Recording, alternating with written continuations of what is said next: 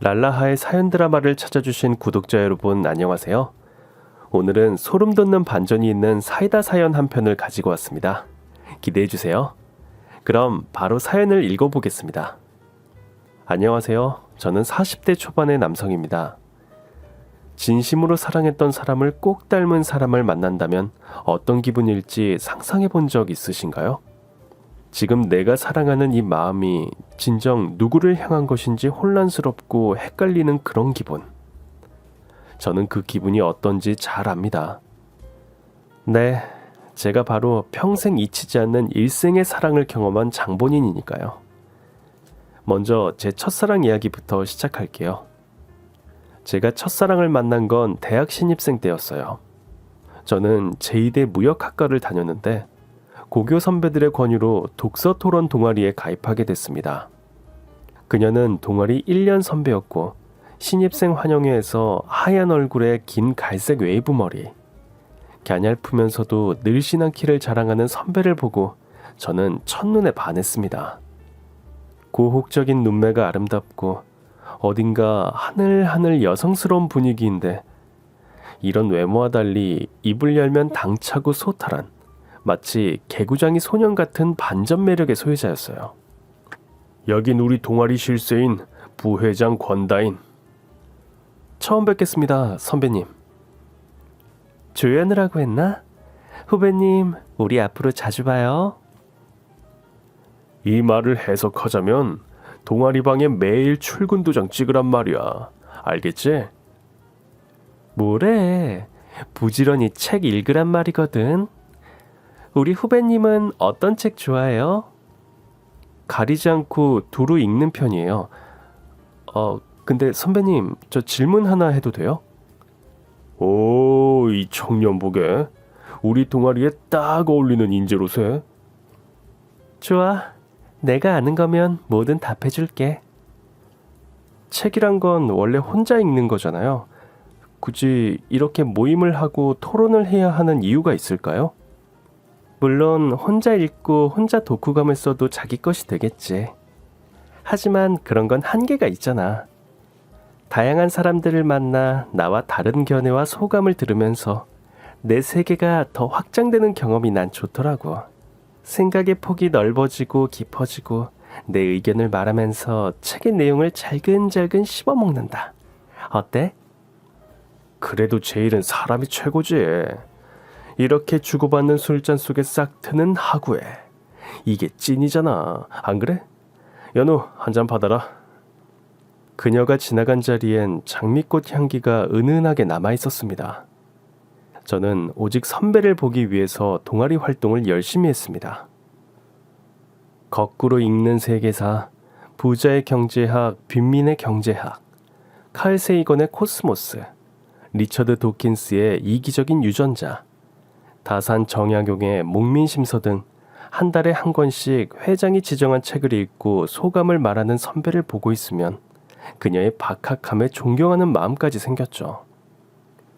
하지만 그녀는 유명한 학교 캠퍼스 커플이었고 완벽하다 못해 최고란 단어도 모자란 그녀의 남자친구를 본 뒤로 저는 그녀를 좋아하는 마음을 고이 접었습니다.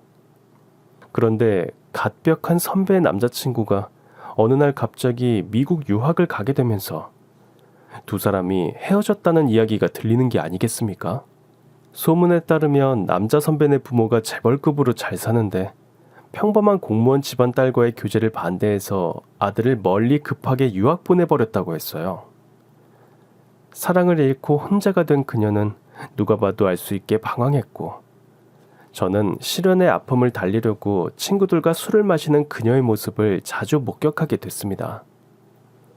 그날도 진탕 술을 마신 그녀가 벽에 기대어 오바이트를 하고 있는 모습을 보고 달려가 그녀의 등을 두드려 주었습니다. 선배 괜찮으세요? 아, 괜찮아요. 고맙습니다. 선배님, 제가 댁까지 모셔다 드릴게요. 아니, 괜찮아. 정말 괜찮습니다. 제가 안 괜찮아서요. 잠시만요. 제가 얼른 물 좀 사올게요. 저는 얼른 편의점에서 생수 한 병을 사서 그녀에게 건넸습니다. 여기요 선배, 이거 마셔요. 괜찮다고요. 정말 괜찮아. 선배, 고집 부리지 마세요.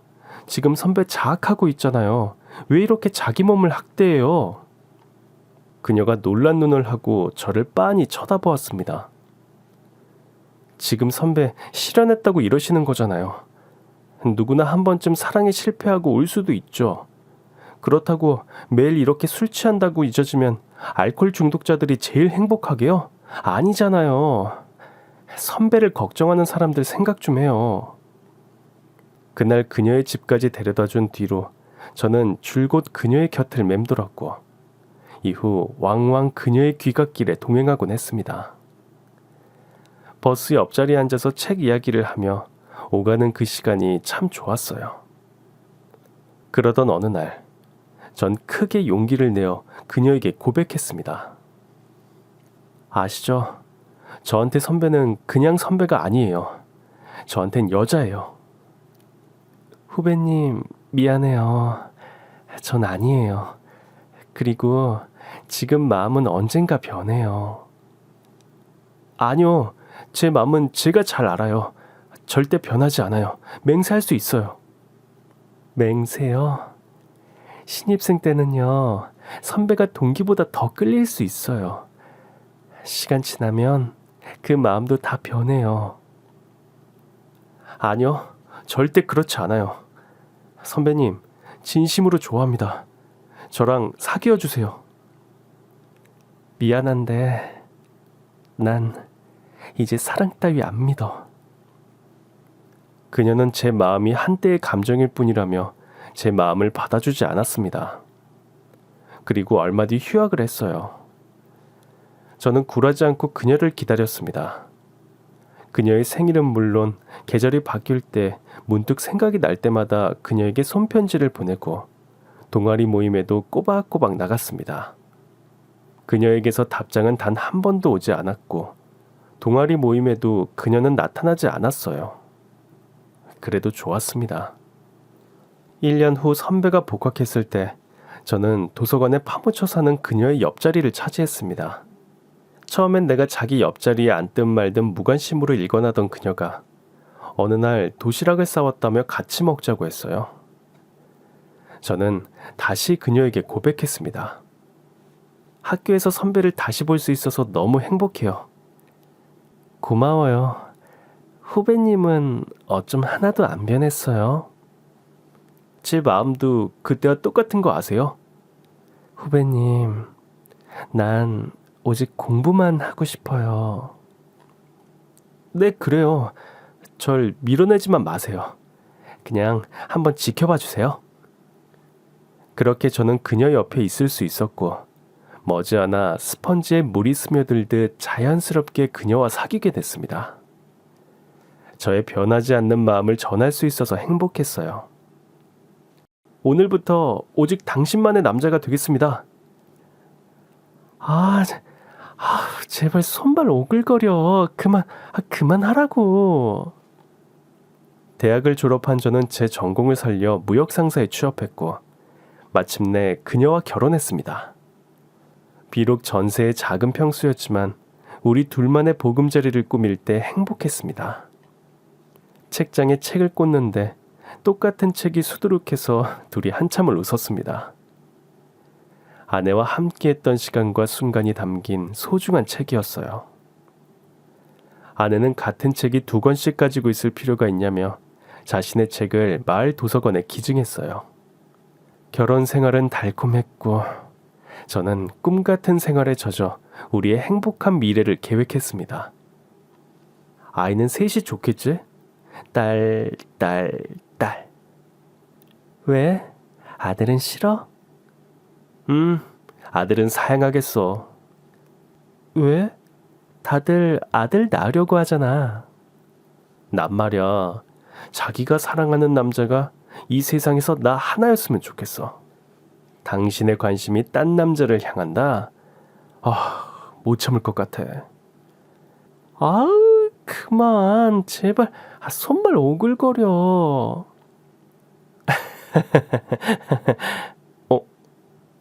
당신 여기 점 생겼네? 어? 어디 봐. 어? 진짜네? 언제 생겼지? 얼굴에 트라이앵글이야. 버뮤다 삼각지인데? 아내의 왼쪽 눈 아래, 오른쪽 콧등, 그리고 오른쪽 입술산 위에 점이 하나씩 있어서 삼각형을 이루었습니다. 저는 아내의 점 하나도 허투루 보지 않을 정도로 그녀의 모든 것을 사랑했습니다. 그런데 그런 우리에게 하늘이 무너지는 일이 생겼어요. 여보, 당신 건강검진 결과 언제 나온다고 했어? 조직 검사하는데 일주일 걸린다고 했으니까 사흘 후쯤 나오겠네. 며칠 전 국가건강검진으로 위와 대장 내시경 검사를 했는데 위에 용종이 2개 나와서 조직검사를 맡겼다고 했습니다. 검진 결과 듣고 우리 가까운 대만 여행이나 다녀올까? 좋지. 나 누가 크래커 왕창 사 먹을 테야. 오케이, 그럼 비행기 예매한다. 그때 아내의 휴대폰이 울렸습니다. 여보세요? 네? 아, 벌써요? 네. 지금요? 알겠습니다. 전화를 끄는 아내의 얼굴이 좀 긴장돼 보였습니다. 왜? 누군데? 병원인데 지금 결과가 나왔다고 보호자랑 같이 오라는데 조직검사 결과가 안 좋은가 봐. 아니나 다를까 불길한 예감은 틀리지 않았습니다. 의사는 아내가 위암 말기라고 했습니다. 그 말을 듣는데 꼭 꿈을 꾸고 있는 것 같아서 아무도 모르게 제 손을 꼬집었습니다. 아픈 걸 보니 꿈이 아닌 현실이었어요. 아내는 대학병원에 입원해 정밀 암진단용 PET-CT를 찍고 수술 전 검사를 한 뒤 수술 날짜를 잡았습니다. 그런데 수술 당일 의사는 개복한 아내의 배를 그대로 닫아야만 했어요. 상태가 심해서 수술을 할 수 없었다는 말을 들은 전 좌절했습니다. 본인의 상태를 모르는 아내는 수술이 잘 끝난 줄 알고 회복을 위해서 의사가 하라고 하는 모든 지시사항을 열심히 따르고 있었어요. 자기야, 그거 좀 줘봐. 폐활량 운동하는 거. 무리하지 마. 뭐든 무리하면 안 좋아. 이거 열심히 해야지 퇴원도 빠르대.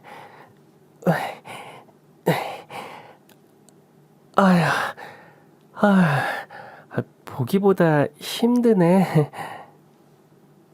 폐활량계를 입에 물고 호흡 훈련을 하는 아내를 보는 제 가슴은 너무 참담하고 아팠습니다. 장인 장모님도 차마 병실로 들어오지 못하고 복도에서 눈물을 흘리셨어요. 하지만 전 아내 앞에선 모른 척 연기를 했죠. 수술 마치고 항암 치료 들어가는 거 알지? 응? 항암하면 정말 머리털이 다 빠지는 걸까? 머리 안 빠지는 항암제도 있다던데 의사쌤한테 물어볼까? 아니, 그냥 의사 선생님이 하라는 대로 할 거야.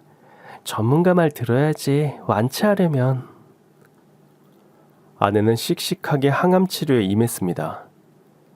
의사는 5년 생존율이 30% 내외에 불과하고 예후도 좋지 않지만 그래도 30%의 기적을 위해 최선을 다하겠다고 했습니다.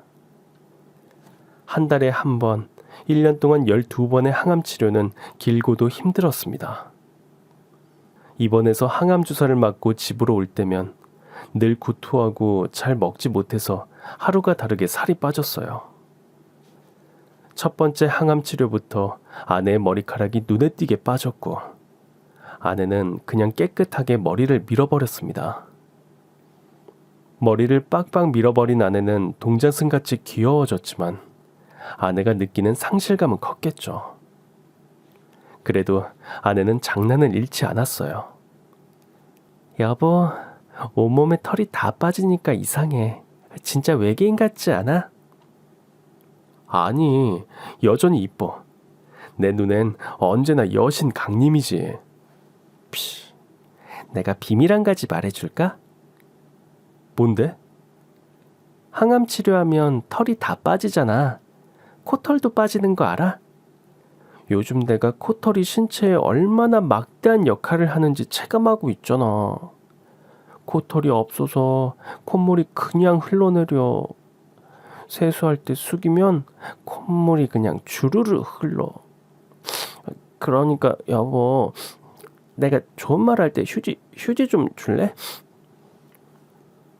저는 회사를 그만두고 재택근무도 가능한 오퍼상을 차렸습니다. 동업한 친구가 회사 운영을 도맡아 주었기에 저는 투병하는 아내를 휠체어에 태우고 여기저기 나들이도 다녔습니다. 병원에서 동네에서도 아내 바보라고 불릴 정도였어요.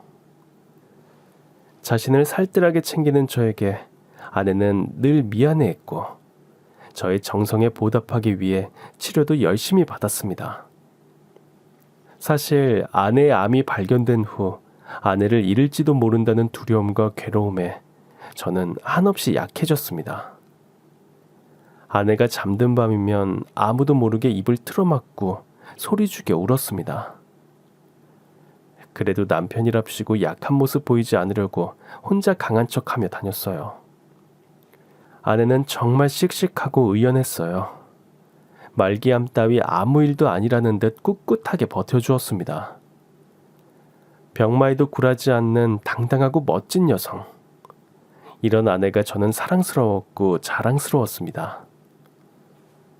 아내의 용기와 저의 사랑으로 처음엔 차도가 보이는 듯 하던 아내의 몸도 시간이 갈수록 퍼지는 암세포로 사그라드는 걸 어쩌지 못했습니다. 여보, 우리가 약속했던 것들 지키지 못해 미안해. 약한 소리 하지 마. 당신 점점 좋아지고 있어. 우리가 계획했던 여행도 아이도 집도 다 이룰 수 있어. 억울하지만 내게 주어진 시간이 별로 없는 것 같아. 그동안 당신이 내게 해준 모든 걸 잊지 않을게. 내 마음에, 내 영혼에 깊이 깊이 새겨서 갈게. 당신 덕분에 난 행복했고, 당신 덕분에 숨 쉴 수 있었어. 당신 덕분에 난 이제 사랑이 뭔지 알 것 같아. 힘겹게 말하는 아내의 눈과 제 눈에서 눈물이 주룩주룩 흘렀습니다. 여보, 언젠가 우리 다시 만나면 나는 아프지도 않고 건강해서 당신 꼭 닮은 딸 셋 낳고 행복하게 살 거야. 그런 거 필요 없어. 난 당신만 있으면 돼.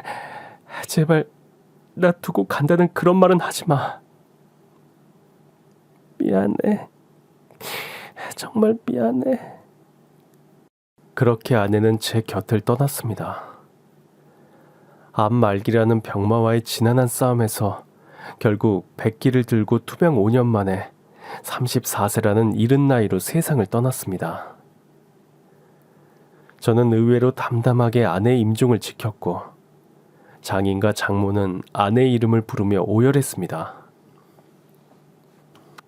다인아, 다인아, 다인아. 아내를 화장하고 수목장을 했습니다. 아내의 유고를 안장하고 돌아오는 길, 장인 장모는 슬퍼하며 저를 위로해 주셨어요. 이서방, 그동안 고생 많았어. 이제 자네도 자네 인생을 살게 하며 저를 보내주셨지만 저는 장례식 후에도 변함없이 처가댁을 방문했습니다. 남아있는 아내의 흔적들을 보고 느끼고 싶었기 때문입니다. 아내의 돌사진, 유치원 입학, 초등학교 졸업, 중학교 수학여행 당시 아내의 모습을 보며 전 아내를 그리워했습니다. 이런 제가 걱정이 됐는지 장인 장모님이 저에게 아무런 말도 없이 이사를 가셨어요. 그래서 전 남은 아내의 흔적조차 만날 수 없게 되어버렸죠. 아내를 보내고 한 1년 정도 정말 힘든 하루하루를 보냈습니다. 이렇게 내 몸과 영혼을 짓누르는 아픔과 슬픔도 언젠가 무뎌지는 걸까? 믿기지 않을 정도였습니다. 사랑을 잃은 내 인생은 무의미해 보였고 모든 것이 허무했습니다. 오직 나만 외롭고 나만 슬프고 나만 괴롭다는 생각으로 나만의 동굴에 파고들었을 때, 그때 동업한 친구가 나서서 제 정신을 차리게 도와주었습니다. 이게 미친나? 와이라고 사노? 은둔형 외톨이가 따로 있는 게 아니다. 네가 딱 극이다. 그냥 무기력해서 그래. 선배가 지금 네 사는 거 보고 뭐라 그럴 것 같노? 에라이 문디 자스, 정신 안 차리나 할 끼다. 슬픈 게 뭔지 알아? 그렇게 힘들었던 슬픔도 아픔도 무뎌진다는 거야.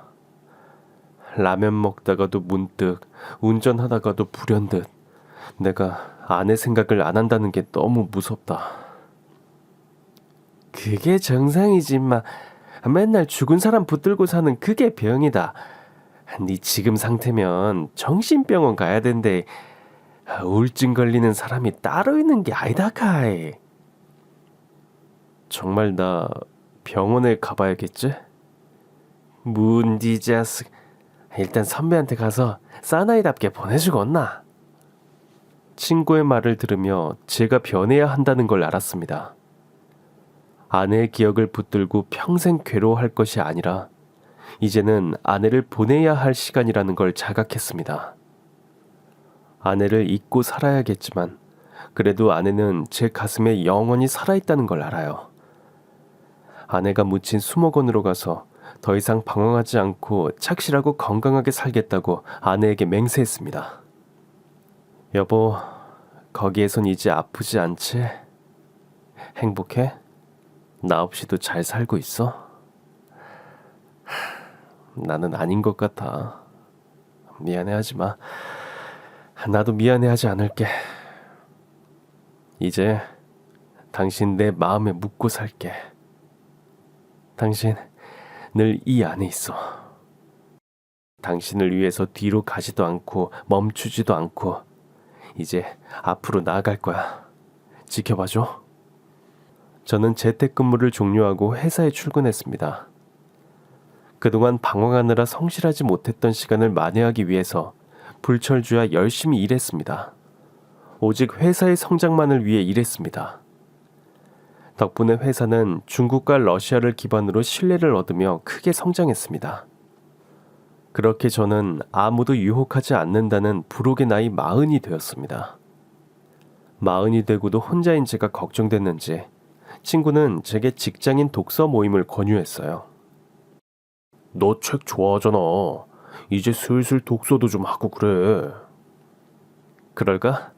한동안 책이 손에 안 잡혔는데 이제 다시 시작해봐야지. 친구의 제안으로 처음으로 독서 모임에 나갔습니다.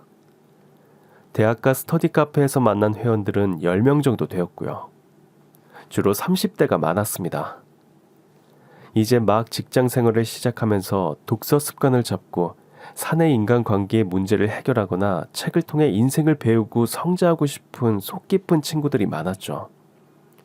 그 중에 유독 제 눈을 사로잡는 여인이 하나 있었습니다. 처음엔 그녀가 사용하는 장미향 샤워 코롱 때문인가 했는데요. 어딘지 묘하게 죽은 아내와 닮은 것 같다는 점이 제 심장을 뛰게 했습니다. 특히 얼굴 눈밑과 콧등, 입술선에 점이 삼각형을 이루는 것까지 똑같아서 저도 모르게 넋을 돋고 보고 있었습니다. 저기요, 제 얼굴에 뭐 묻었나요? 죄송합니다. 제가 실례했어요. 죄송합니다. 그렇게까지 사과하시면 제가 무안하죠. 전 정말 뭐가 묻었나 해서. 이야기를 나누어 보니 고혹적인 눈매에 당당한 말투 하나하나 아내를 보고 있는 것만 같았습니다. 순간 제 심장은 요동을 치며 생존 신고를 했습니다. 조금만 더 같이 있고 싶고 더 많은 이야기를 나누고 싶어졌어요. 독서 모임을 마치고 집으로 돌아가는 시간, 그녀에게 말을 걸었습니다. 저 집 방향이 어떻게 되세요? 땡땡대학 부근인데요. 저도 그 방향으로 가는데 같이 가시죠. 괜찮아요. 지하철 타고 가면 돼요. 제가 아까 저지른 무례함에 대한 미안한 마음 정도라고 생각해 주세요. 뭐, 좀 그러시다면요. 감사히 받겠습니다. 저 형제가 어떻게 되세요? 혹시 언니가 있진 않나요? 네? 이런 질문도 무례한가요? 죄송합니다. 초면에 묻는 질문치곤 참신해서요. 아쉽게도 전 무남동녀 외동딸이에요. 그녀 덕분에 제 인생은 다시 활기가 돌게 되었죠. 2주에 한 번이는 독서 모임이 기다려지고 일주일에 한 번, 아니 하루에 한 번 모이면 좋겠다고 생각하며 적극적으로 독서 모임 활동을 했습니다. 죽은 아내를 보낸 설렘 때문인지 아니면 그녀를 좋아하는 마음인지 헷갈렸습니다. 그러던 어느 날 그녀가 따로 제게 밥을 사겠다고 했습니다. 매번 집까지 데려다 주시고 집 방향도 다르다면서요. 왜 그러셨어요? 선미 씨랑 나누는 대화가 재미있어요. 호기심이랄까? 그 말 저에게 호감은 없단 말씀인가요? 네? 호감 호감 당연히 있죠. 저 지금 굉장히 용기 내서 고백하는 거예요. 이제나 저제나 기다렸는데 먼저 말씀을 안 하시니까 제가 먼저요. 저 조현우님 좋아해요. 네? 우리 진지하게 사귀어보는 건 어때요? 그녀의 당돌한 고백이 좀 놀라웠지만 저는 아내를 빼닮은 그녀에게서 벗어날 수 없었습니다. 알고 보니 그녀는 1년 전 남편과 사별하고 홀로 된 아픔을 치유하기 위해 이런저런 활동을 알아보던 중 독서 모임에 가입했다고 했어요. 지금 작은 카페를 운영하고 있고 아이는 없다고 했습니다. 남편이 죽은 1년 동안 어떻게 살았는지 기억이 안 나요. 매일 술 아니면 눈물로 지냈어요. 사실 지금도 잠이 안 올 땐 양주에 맥주를 타서 먹어요. 그럼 잠을 잘 수가 있어요. 그렇게 일상이 무너지고 몸도 망가지고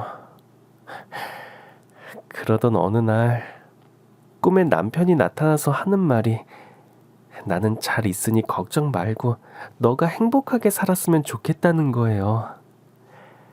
그때 정신을 차렸죠. 죽은 남편을 위해서도 살아있는 나를 위해서도 이렇게 무너져선 안 된다. 그렇게 카페도 차리고 바깥 활동도 시작했어요. 저도 일상으로 돌아오는데 꼬박 1년 넘게 걸렸어요. 죽은 배우자를 향한 그리움과 슬픔은 누구보다 잘 알고 있기에 저와 같은 처지란 동질감과 측은한 마음이 들었습니다. 저는 고민할 것도 없이 그녀의 마음을 받아주었고 이후 우리의 사랑은 나날이 깊어갔습니다. 자연스럽게 주말 데이트가 이어졌는데 알면 알수록 그녀는 아내와 전혀 다른 사람이었어요. 책 취향도 음식 성향도 아이들에게 대하는 태도도 전혀 달랐지만 저는 콩깍지가 씌었는지 자꾸만 아내를 만난다는 착각을 하며 만남을 이어갔습니다. 그러던 어느 날 그녀가 제게 자기 부모님께 인사드리러 가는 건 어떻겠냐고 물어왔습니다. 우리 부모님 만나뵈러 가자. 자기 궁금해하셔. 저는 약간 긴장이 되었지만 일단 한번 가보자 하는 마음으로 어른들이 좋아하는 떡 케이크를 사들고 그녀의 집으로 향했습니다. 아담한 집들이 옹기종기 모여있는 마을, 파란 대문이 인상적인 그녀의 집으로 들어갔습니다. 그녀의 부모님은 매우 친절하게 저를 맞아주셨습니다. 그런데 뭔가 모르게 이질적인 느낌이 들어 저는 이게 무슨 기분일까 하고 살짝 갸우뚱했습니다. 나이가 40이라고? 그래. 부모님은 지금 살아계신가? 어머님은 제가 고등학교 다닐 때 돌아가셨고 아버님도 얼마 전 영면하셨어요. 그래? 형제자매는 어떻게 되고? 저도 저 혼자예요.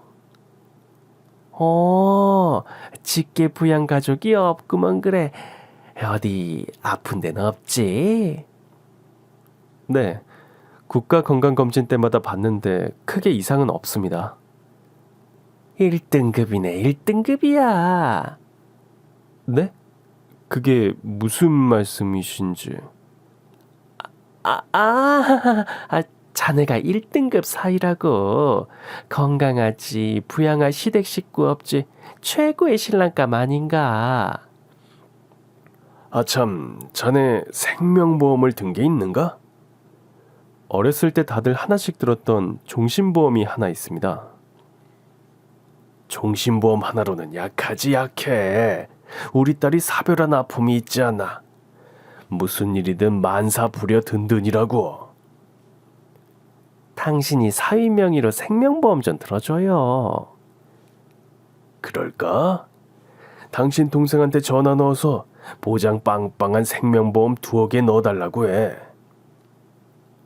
당신 사위 사랑이 장난 아니네요. 안 그런가 조서방? 제가 들어도 되는데요. 제가 들겠습니다. 그 생명보험. 아니네, 아니야. 이건 내 결혼 선물이네. 네? 결혼 선물이요? 나중에 그녀에게 물어보니 죽은 남편이 보험은 소용없다며 하나도 들지 않은 무보험 상태여서 남편이 죽은 뒤 그녀가 고생하는 걸 지켜본 장인 장모가 예방 차원에서 하는 말이니 부디 너그럽게 이해해달라고 했습니다. 저는 그럴 수 있겠다 싶었습니다. 그렇게 저는 사망보험금 10억을 받게 되는 종신보험에 사인을 하고 우리는 결혼을 약속했습니다. 결혼 소식을 들은 많은 사람들이 우리의 새 출발을 축하해 주었습니다. 선배도 하늘에서 이해해 줄 기다.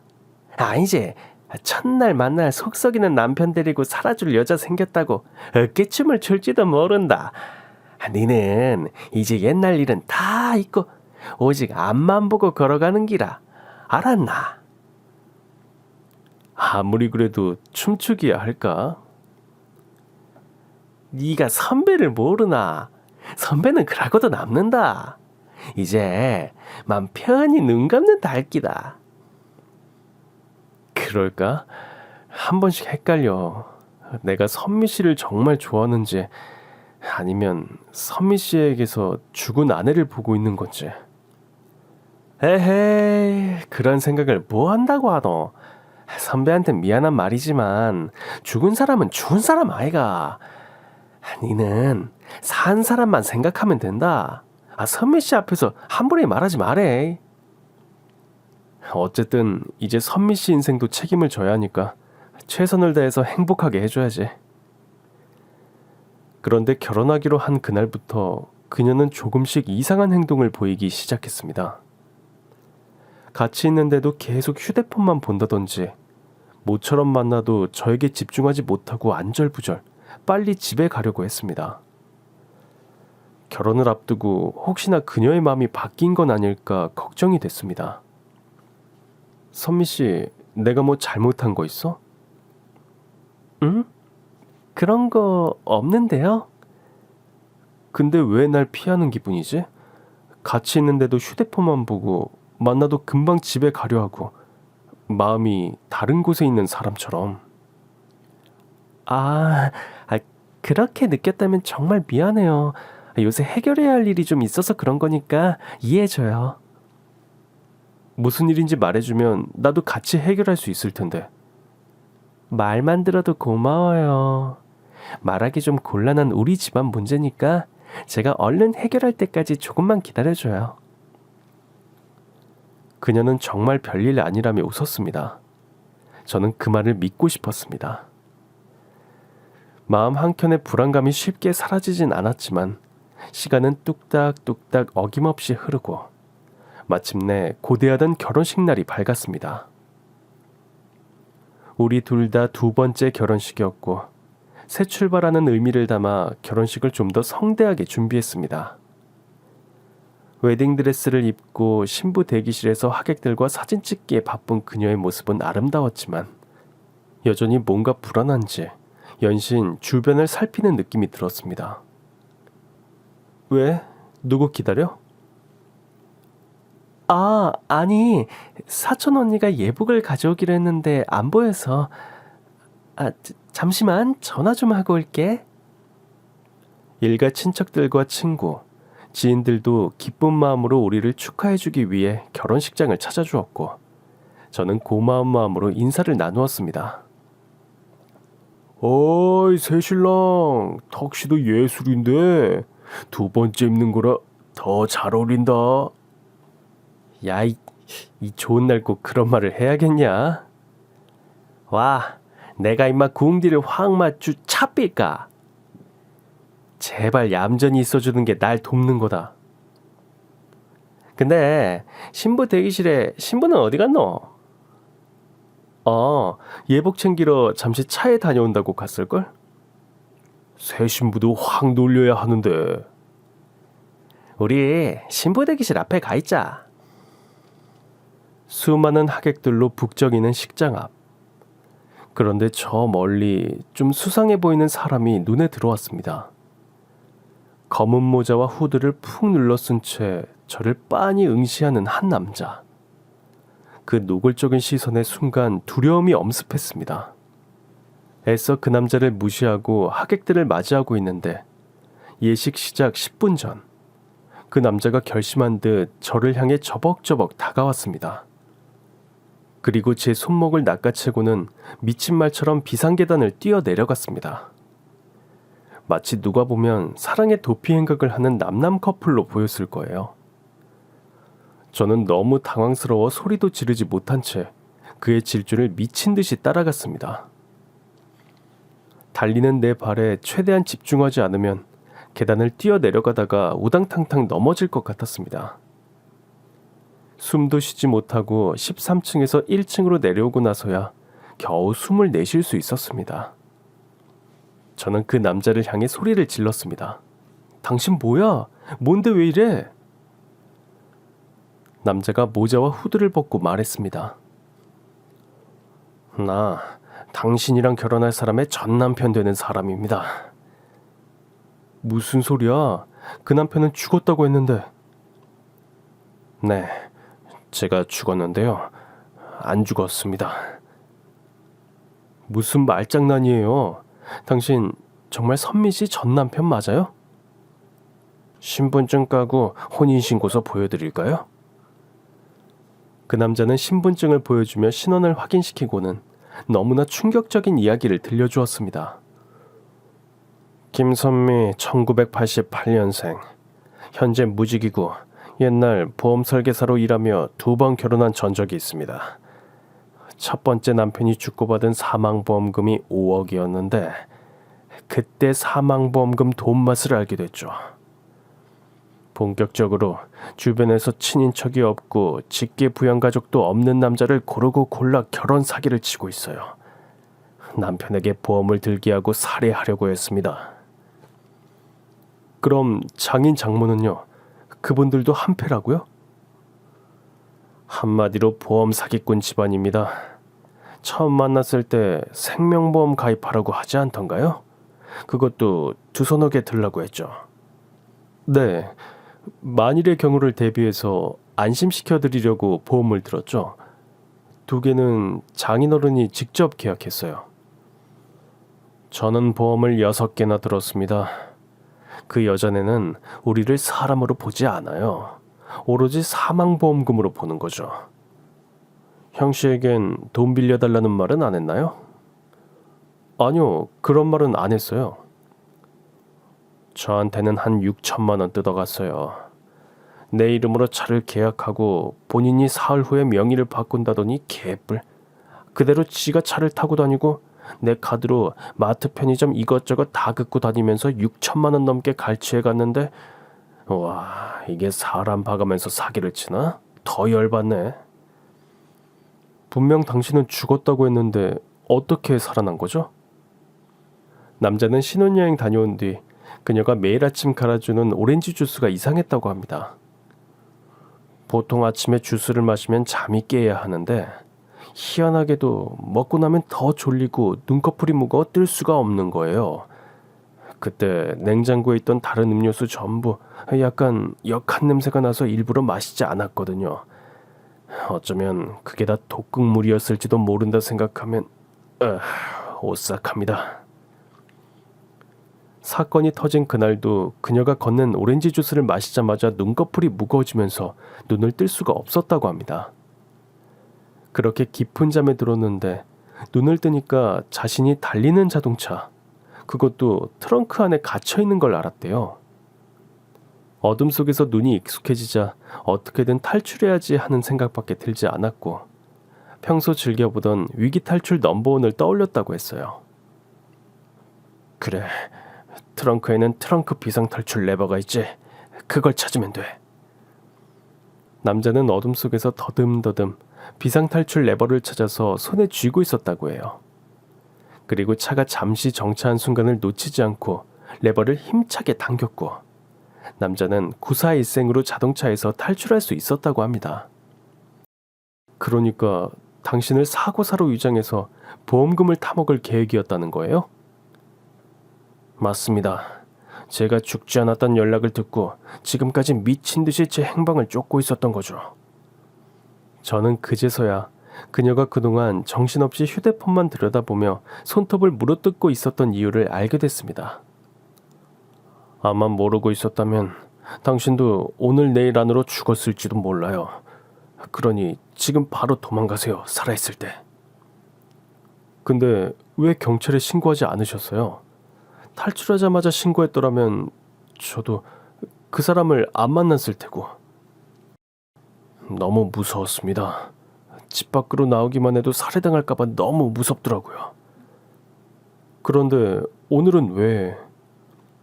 지인들한테 그 여자 결혼식 이야기를 듣고 저도 그냥 모른 척 넘어갈까, 그냥 숨어서 몰래 살까 했어요.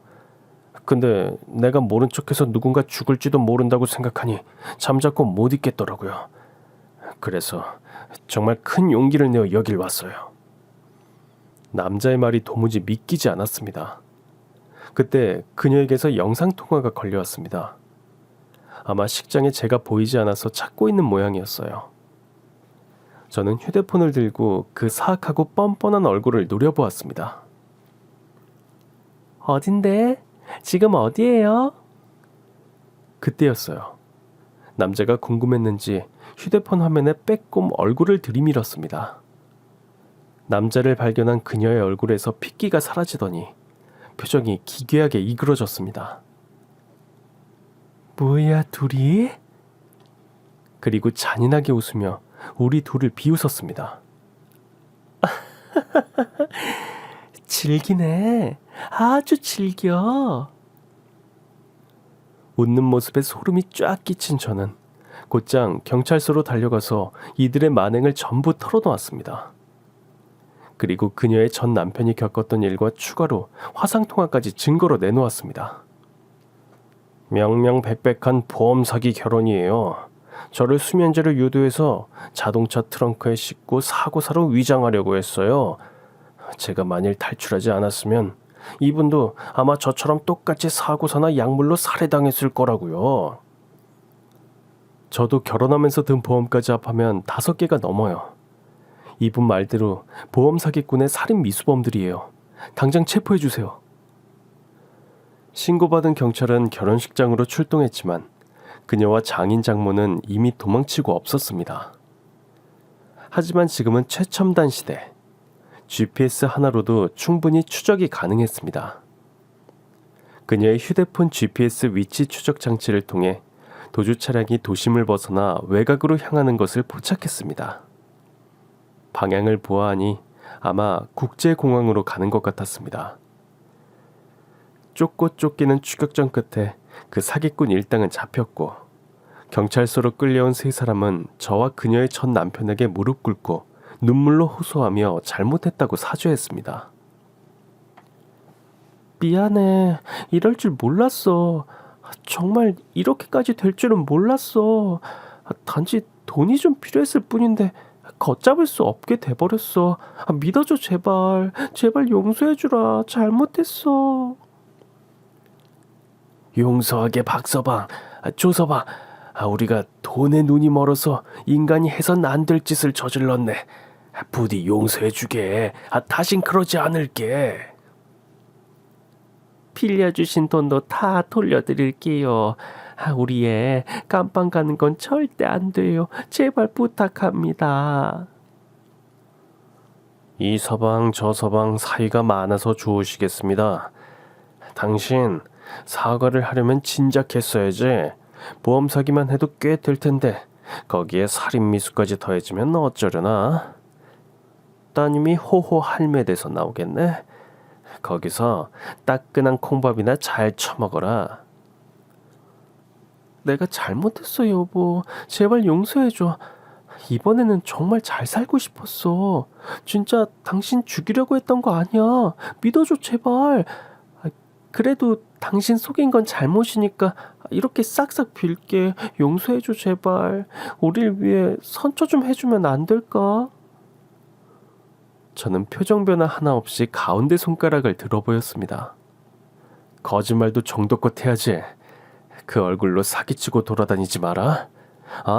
감방에서 썼겠구나. 당신 좋아하는 책 보면서 감방에서 잘 살아라. 거기서도 사기치지 말고. 보험 사기죄와 살인미수죄가 더해져 선처받기가 힘들다고 경찰이 쐐기를 박았습니다.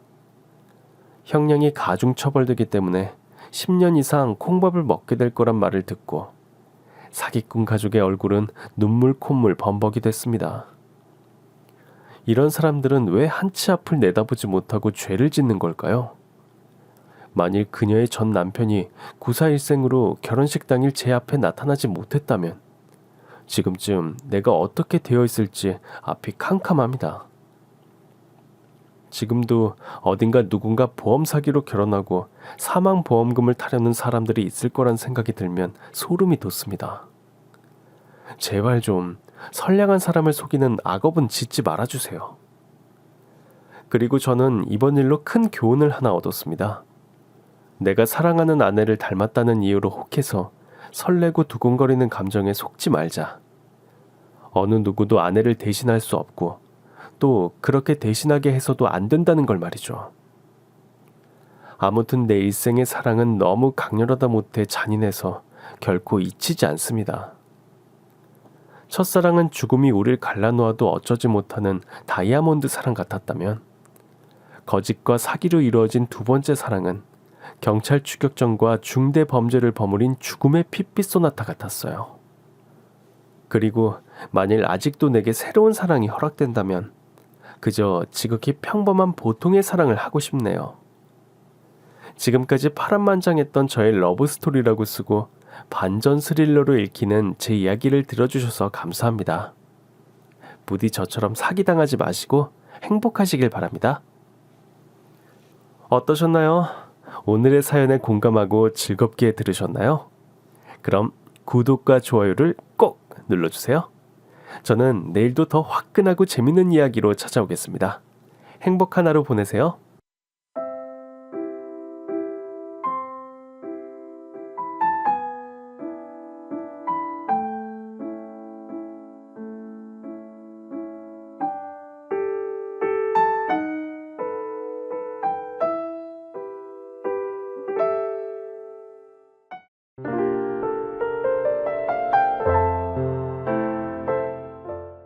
안녕하세요.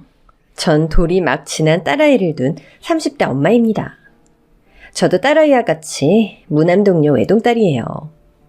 흔히 외동이라고 하면 부모님 사랑 듬뿍 받고 부족함 없이 자란 마치 이라이자 같은 아이를 떠올리시겠죠? 하지만 전 이라이자보다 캔디에 가깝습니다. 제가 10살이 되던 1995년에 가장인 아버지가 돌아가셨습니다. 가죽공이던 아버지는 공장 주인인 외할아버지의 눈에 띄어 저희 엄마와 결혼을 하게 되셨다네요. 그 후 외삼촌들을 제치고 외할아버지에게 능력을 인정받아 공장까지 물려받게 되셨다는 온달 왕자 스토리의 주인공이 바로 저희 아버지죠. 공장에 아버지의 젊음을 갈아넣은 덕분인지 제가 학교에 입학할 즈음 처음으로 백화점에 입점하게 됐던 게 생생하게 기억나요. 요즘도 술 기운이 오르면 엄마가 읊으시는 레퍼토리가 있습니다. 너 요만할 때 아빠랑 백화점 자주 갔던 거 기억나? 아빠랑 쇼핑도 하고 외식도 하고 장도 보고 그랬었는데. 아, 그래. 금요일이 아빠가 백화점 근무 날이라고 그날만 되면 엄마가 신나서 쫓아간 거 내가 왜 기억을 못해. 이래봬도 엄마가 강남에서 버버리 코트 제일 먼저 입은 여자다. 엄마가 너 걷지도 못할 때부터 미제 구두 신겨 키운 거 잊으면 안 된다. 난 수없이 들었고 엄마는 수없이 말해온 이야기지만 이 대목에서는 둘 다 목이 메입니다. 아휴, 하필 왜 그 백화점이었는지. 내가 강남 노래방 부르지 않았어도 네 아빠가 그때 그렇게 가진 않았을 텐데. 1995년 6월 29일은 아버지의 기일입니다. 그날 아버지는 목요일인데도 불구하고 백화점 매장에 급하게 시차를 나가게 되셨다고 하네요. 아침부터 매장 직원들의 계속된 보고가 심상치 않았다고 합니다. 그리고 그날 오후 엄마와 전 TV를 보고 주저앉고 말았습니다. 채널마다 떠들썩하게 특보로 보도되고 있는 소식은 바로 삼풍백화점 붕괴 사고였습니다. 여보세요? 네, 저 대표 사모인데요. 혹시 대표님 자리에 계신가요? 백화점엔 안 가셨죠? 뭐라고요? 이 통화를 마친 엄마는 충격으로 정신을 잃으셨고 가까이 살며 자주 드나들던 이모가 놀라서 뛰어 들어온 것까지 제 기억입니다. 그리고 그 이후 장례식이 진행되고 아버지의 회사가 부도나고 엄마와 내가 거리로 나앉게 된 것은 모두 이모에게 들어서 알고 있는 사실일 뿐 전 정말 하나도 기억나지 않아요. 아버지가 돌아가신 지 6개월쯤 되었을까요? 이모 집에 얹혀 살고 있었는데 아버지 회사에 고문 변호사였다는 사람이 찾아왔습니다. 부자는 망해도 3대가 먹고 산다고 하죠? 이런 일을 예견이라도 했다는 듯 아버지가 만들어두신 비자금을 알게 되었고 온갖 편법을 이용해 엄마와 저에게 상속할 수 있도록 도와주었습니다. 알고 보니 그 고문 변호사는 외할아버지께서 설립한 장학재단에서 장학금을 받아서 대학을 다니고 변호사까지 될 수 있었다고 하네요.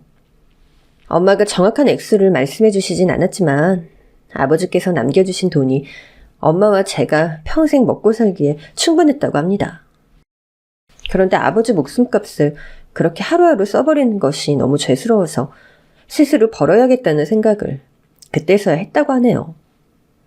그때부터 이모에게 저를 맡기고 본격적으로 생업 전선에 뛰어드셨습니다. 90년대 중반은 외국계 패밀리 레스토랑이 여러 개 생기던 시기였어요. 엄마는 이런 레스토랑 체인이 장기적으로 수익성이 있다고 판단하셨던 것 같아요. 아버지가 남기셨던 재산을 모두 투자해서 강남의 한 레스토랑을 인수하셨어요. 전 어려서 잘 몰랐지만 이게 얼마나 무모한 일이었는지 이제 알았네요. 그래서 아마 이모와 그렇게 자주 다투셨겠죠? 그런 엄마의 판단이 옳았던 걸까요? IMF를 지나자마자 레스토랑은 나날이 커지기 시작했습니다. 외국 셰프를 영입하더니 전국으로 체인점까지 내게 되었습니다. 이때부터 엄마 얼굴은 5년에 한 번, 10년에 한 번 보는 게 당연한 일이 되었죠. 한번 외국으로 출장을 가시면 그만큼 오래 체류하시는 일이 잦았습니다. 오죽하면 옆집 아줌마는 이모를 제 엄마로 알 정도였으니까요. 이렇게 이모가 시집도 안 가고 절 키워주신 덕분에 엄마 없이도 남부럽지 않게 잘할 수 있었어요. 공부 머리는 뛰어나지 못해서 스카이는 못 가고 인서울 상위권 대학을 졸업했습니다. 대신 미술, 악기, 무용, 골프 가리지 않고 다 배워서 수준급이에요. 책 읽는 것은 워낙 좋아해서 누구랑 얘기해도 말 안 통한다 생각한 적은 없어요. 하지만 딱히 직업은 없는 백수였습니다. 자주 만나지 못하는 엄마는 물질적으로 넘칠 만큼 주셨기 때문에 전 직업을 가질 필요가 없었습니다. 그렇게 먹고 놀고 꾸미고 배우는 20, 30대 생활을 보냈습니다. 그때는 와인 열풍이 불어서 우후죽순 와인 동호회가 많았어요. 와인 공부도 하고 새로운 사람들도 만나려고 들어갔던 동호회에서 남편을 만났습니다. 강단 있고 경우 바른 모습에 끌려 만남을 이어가다가 홀린 듯이 결혼까지 하게 됐습니다. 첫 만남부터 결혼까지 3개월밖에 안 걸렸다고 하면 믿으실까요? 이렇게 속성으로 진행되다 보니 시댁에서 절 못마땅해 하시는 눈치였어요. 그리고 결혼식에 저희 엄마가 참석하실 수 없다고 한 것이 결정타가 되었습니다. 예, 아가. 아무리 멀리 미국에 계시다지만 어머니가 돼서 딸 결혼식에 안 오실 수가 있니? 친어머니 맞아? 혹시 계모하냐? 어머님, 저희가 결혼식을 급하게 진행하다 보니까 미리 약속된 미팅을 취소할 수가 없으셔서 그렇다고 여러 번 말씀드렸잖아요. 그런데 계모냐는 말씀은 좀 심하세요. 난 이해가 안 간다. 아니 무슨 세상을 구하는 일이라고 하나밖에 없는 자식 결혼식을 안 온다니? 아니 계모가 아니고서야 그게 상식적으로 이해가 되니 넌? 혹시 엄마가 안 계신 건 아니고? 안 그래도 홀어머니 밑에서 자란 게 영 맘에 안 내키는 며느리였는데 그마저도 참석할 수 없다고 하니 시어머니께서 폭발한 것이죠. 이 일로 전 남편에게 파혼을 통보했고 시어머니는 차라리 잘 됐다고 했다네요. 눈엣 가시였던 제가 사라질 기회를 잡자 시어머니는 시아버지에게 제 고자질을 했답니다. 그날 일을 남편의 말에 따르면 어머니가 쫓겨나시는 줄 알았다고 성인이 돼서 그렇게 떨어보기 처음이라고 하네요. 저희 시아버지는 부장 판사세요. 무엇보다 체면을 중요히 생각하시죠. 시아버지는 시어머니와 남편에게 무슨 일이 있어도 결혼식을 정상적으로 올리게 하라는 명령을 내리셨다고 합니다. 파혼이니 뭐니 해서 집안 망신시키면 가만 안 두겠다고 엄포를 놓으면서요. 제게 찾아온 시어머니는 입술을 파르르 떨면서 억지로 미안하다며 없던 일로 해달라고 제 할 말만 하고 쌩 가버리시더라고요. 그 뒷모습을 보며 어찌나 통쾌하던지요. 그렇게 해서 결혼식을 올리고 결혼 생활을 시작했습니다. 그게 끝인 줄 알았으나 산 넘어 산이었네요. 남편에게는 2살 아래 남동생이 있습니다. 그 말은 즉 저에게 동서가 있다는 뜻이죠. 남편과 제가 늦은 결혼을 한 탓에 동생은 이미 결혼을 한 지 3년이 된 상태였습니다. 결혼 전에는 만날 일이 없어서 잘 몰랐지만 언뜻 보기에도 시어머니와 사이가 좋아 보였습니다. 안 그래도 시어머니가 절 탐탁지 않게 생각하는데 동서와 사이가 좋다는 건 잘못하면 제가 왕따가 되기 십상이라는 뜻이죠. 남편에게 도움을 요청했습니다. 자기, 동서랑 어머님은 사이가 어때? 뭐 재수씨가 싹싹해서 우리 엄마가 예뻐하지. 왜? 저번에 보니까 둘이 꽤 친해 보여서. 자기가 보기에 동서는 어떤데? 재수씨? 성격 좋지. 시원시원하고. 머리도 좋아. 서울대 미대 나와서 지금 모교 교수야. 머릿속으로 정리가 착착 되었습니다. 체면 세우기 좋아하는 시아버지에게도 고상한 거 좋아하는 시어머니에게도 저보단 동서가 만족스러운 며느리였던 겁니다. 게다가 동서는 성격도 싹싹하고 외모도 아나운서같이 훈훈했습니다. 삼촌은 능력도 좋지. 그런 분을 만났대. 미대 나왔으면 집안도 좀 살겠다. 아니, 내가 알기론 사돈댁 2분이 문구점을 해서 키운 외동딸이라고 들었어. 4년 장학생이었다지 아마? 대단한 여자야. 전 그때 제가 파고들 구석을 발견했습니다. 바로 돈이었죠. 아무리 고상한 척해도 시어머니는 속물이니까 결국 돈에 넘어올 거라고 확신한 거죠. 신랑에게 얻은 힌트로 시댁이 갈 때마다 고급스러운 선물 공세를 했습니다. 처음엔 어리동절한 얼굴로 받아들던 시어머니가 하루는 온 가족이 다 둘러앉은 자리에서 저에게 면박을 주었습니다. 너 이게 뭐니? 아니 넌 도대체 올 때마다 왜 이런 걸 사다 날러? 요새 쌀쌀해져서 어머님 아버님 걸치시라고 가디건 하나씩 골라봤어요. 마음에 안 드세요? 얘 손 큰 거 봐. 이게 얼마짜린 줄 알고 고른 거야? 네 남편이 한 달에 얼마를 버는데 돈 백식하는 가디건을 2개씩이나 이렇게 턱턱 쌓아 사오길. 어머님, 남편이 버는 월급은 꼬박꼬박 모아서 불리고 있어요. 하나도 안 건드려요. 저희 생활비랑 어머님 선물은 제가 알아서 하니까 걱정 마세요. 집에서 맨날 노는 애가 무슨 돈으로 뭐 밥일이라도 나간다니? 오호, 당신은 밥상 앞에서 큰 소리 내는 것도 모자라서 그런 쌍소리를. 아휴, 적당히 해요, 적당히. 그럼 무슨 돈으로 얘가 이 비싼 걸 사다 날라요? 어머님, 사실은 저희 엄마가 저 쓰라고 주신 카드가 있거든요. 결혼하고 돌려드리려고 했더니 그냥 두고 쓰라고 하셔서 필요한데 쓰고 있어요. 솔직히 이 사람 월급 한 푼도 안 쓰고 10년 모아봤자 강남의 아파트 한 채도 못 사는 거 아시잖아요. 미리 말씀 못 드린 건 죄송해요. 기가 차서 정말. 얘, 네 그 엄마라는 사람 이제 얼굴 좀 보자. 정말 있겠니? 내가 결혼할 땐 그냥 그렇게 넘어갔다만 바쁜 일 끝났으면 나중에라도 들어와서 얼굴을 보여야 하는 게 예의 아니니? 그리고 네 엄마 돈인지 어디서 난 돈인지 모르겠다만 이렇게 비싼 거 사들고 와서 잘 보일 생각하지 마라. 마음을 보일 생각은 안 하고 물질로 대신하려는 그런 생각 굉장히 천박한 거다. 네? 천박이요? 세아가, 결혼하기 전엔 네가 어머니께 용돈을 받아 쓰든 어쨌든 상관없다만 지금은 우리 집안 며느리가 됐고 엄연히 네 남편과 부부가 아니냐.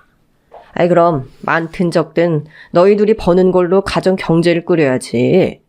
부모에게 계속 지원받을 순 없지 않겠니? 이제부턴 그 카드를 쓰지 않는 게 좋겠구나. 네 생각은 어떠니? 시어머니의 폭격을 받아칠 새도 없이 들어온 시아버지의 말씀이었습니다. 형식은 질문이었지만 속뜻은 명령이었죠. 이날을 계기로 시어머니의 구박은 더욱 집요하고 구체적이고 공식적이 됐습니다. 젓가락질 하나, 설거지 방법 하나하나를 꼬집어 꾸짖기를 쓰였고 꼭 한마디를 덧붙였습니다. 아유, 엄마 손에서 자란 거랑 엄마 없이 자란 게 이렇게 차이가 크다. 어머니, 정말 너무하신 거 아니에요? 저희 엄마 살아계신데 왜 자꾸 없다고 하세요? 얘가 어디서 눈 똑바로 뜨고 말대꾸야? 네가 시집 온 지 2년이 다 돼가는데 네 엄마라는 사람 내 머리카락도 못 봤어. 내가 있는지 없는지 알게 뭐니? 이래서 내가 널 이뻐할래 할 수가 없다. 네 동서는 나한테 눈 한 번 크게 뜨는 걸 내가 본 적이 없어. 근데 손윗사람이라는 애가 시어머니한테 파락파락 때리긴 하고. 그래, 그 잘난 네 엄마가 그렇게 가르치디? 왜 또 큰 소리가 나? 아니야, 자긴 알 거 없어. 죽어도 지가 대들었다고 시인은 안 하지. 얘 큰애야. 됐다. 아버지 들으실라? 그만하자. 어머님, 근데 그게 아니잖아. 본격적으로 따지고 들려는 제 손목을 남편이 잡아 끌었습니다. 그만하라는 신호였죠. 당신 핸드폰 계속 울린다. 이모님이신 것 같은데? 그만 싸우고 잠깐 나와보라는 어색한 거짓말인 걸 알지만 모른 척 끌려나가졌습니다. 왜, 무슨 일인데? 그냥 적당히 좀 이따 가자. 나 이제 아버지가 무서워서가 아니라 너무 지쳤다. 엄마랑 당신 사이에서 줄타기 하는 거 너무 힘들다고. 난 이제 그 줄에서 내릴 거니까 둘이 잘 붙잡고 있었으면 좋겠어. 무슨 개소리인가 싶었지만 제가 적군이 우글우글한 시댁에서 부부싸움을 하는 바보는 아니기에 일단 휴전을 선택했습니다. 당신 화 많이 났어? 내 입장도 이해를 해줘. 당신 오늘 고생 많았으니까 우리 저녁하지 말고 맛있는 거 포장해서 들어가자. 와인도 따고. 이렇게 얼렁뚱땅 넘어갈 일 아닌 거 알지? 처음엔 제법 제 편에서 시어머니와 싸워주기도 하던 남편이 2년 만에 두 손 두 발 다 들고 항복 선언을 했습니다. 그래놓고 미안했는지 제가 좋아하는 음식에 저희가 자주 마시던 와인에 상다리 부러지게 차리고 갖은 알랑방귀를 다 뀌더라고요. 덕분에 과음해서 모처럼 신혼다운 밤을 보냈네요. 그로부터 한 달 뒤 남편이 밤샘 근무가 있다고 하여 이모 집에 자러 간 날이었습니다. 이모, 곱창 시킨 거 왔어. 빨리 나와. 소주 어디에 넣어놨어? 아이, 알았어, 지지배야. 아이, 그래도 씻던 건 마저 씻어야 될 거 아니야. 아유, 성질 급한 건 딱 지엄만 해. 소주는 냉동실에 있잖아. 헉! 이모! 아, 알았어, 나갈게. 아니면 먼저 먹어. 아이, 그게 아니고, 빨리! 왜? 너 임신했니? 네, 맞습니다. 아마도 와인을 마셨던 날이지 싶네요. 늦은 나이에 한 결혼이라 사실 걱정이 되었는데 이렇게 자연 임신이 되어서 다행이었죠. 남편과 함께 병원에 가서 진료를 받고 나서도 뱃속에 아기가 있다는 사실이 믿기지가 않았어요. 초음파 사진을 받아들고 병원을 나오는데 머리를 스치는 생각이 있었습니다. 지금 비록 내가 시댁의 미움을 받지만 장손을 낳는다면 전세가 역전될 수 있지 않을까. 자기, 근데 우리 아기 생긴 거 양가에 알려야 하지 않아? 그런가?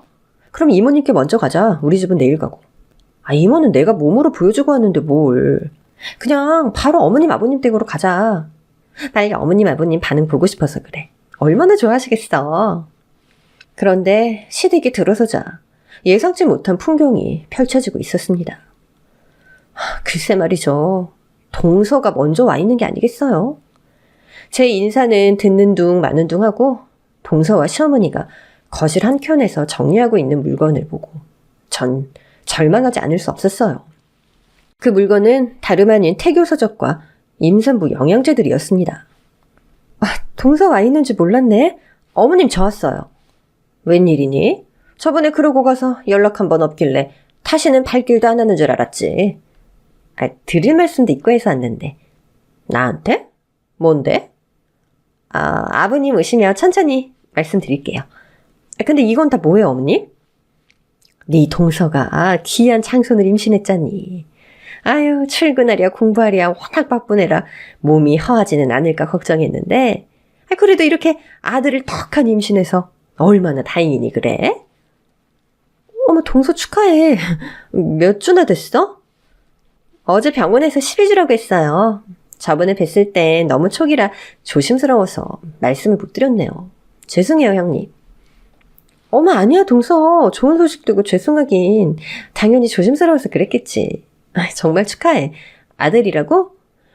삼촌 닮았으면 훤칠하게 잘생겼겠다. 한 발 늦은 전 속이 부글부글 끓었지만 새 생명이 생겼다는 좋은 소식 앞에 축하를 해줄 수밖에 없었습니다. 게다가 아들이라고 저렇게 동서를 떠받드는 시어머니에게 아직 성별도 알 수 없는 저희 아기의 소식을 전하기에는 무리가 있어 보였습니다. 그런데 그때 눈치 없는 남편이 끼어드는 게 아니겠어요? 아버지 언제 오세요? 아버지 들으시면 좋아하실 얘기 있어서 바로 달려왔는데 안 계시네? 자기, 동서가 임신했대. 우리는 나중에 얘기해도 될 것 같아. 일단 축하해주자. 재수 씨 임신하셨어요? 이런 우연이 있나?